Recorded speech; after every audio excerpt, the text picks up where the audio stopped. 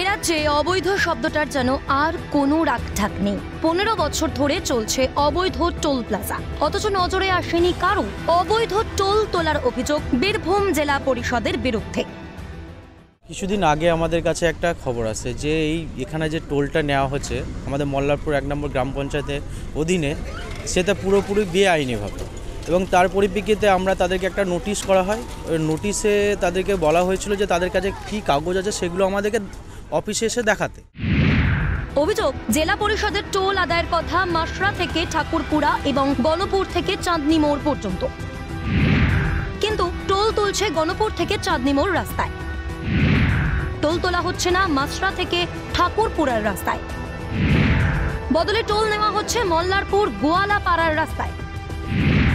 অভিযোগ পেয়ে মল্লারপুর 1 পঞ্চায়েতের তরফে নোটিশ দেওয়া হয়।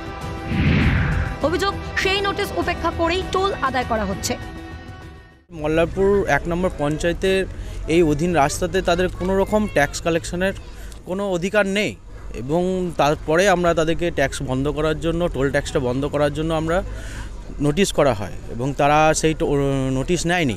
কি করলাম, অভিযোগের ভিত্তিতে একটা চিঠি করেছিলাম যে গলার যে টোল ট্যাক্সটা চলছে সেটা অবৈধভাবে। এখানে কোনো মল্লারপুর থানা উল্লেখ নাই, মল্লারপুর জিপিও উল্লেখ নাই, তা সত্ত্বেও এরা টোল তুলছে। আজকে নোটিশ নেয়নি, তার জন্য দেওয়ালে নোটিশটা টানিয়ে দেওয়া হলো। কাগজপত্র সবই আছে, অভিযোগ মানতে রাজি নয় টোল কর্মী ও টোলের এজেন্ট। এইটা জেলা পরিষদের আমাদের প্রপার ওয়ার্ক অর্ডার আছে, এবং ওয়ার্ক অর্ডারের বেসিসে আমরা এই টোলটা কালেকশন করছি।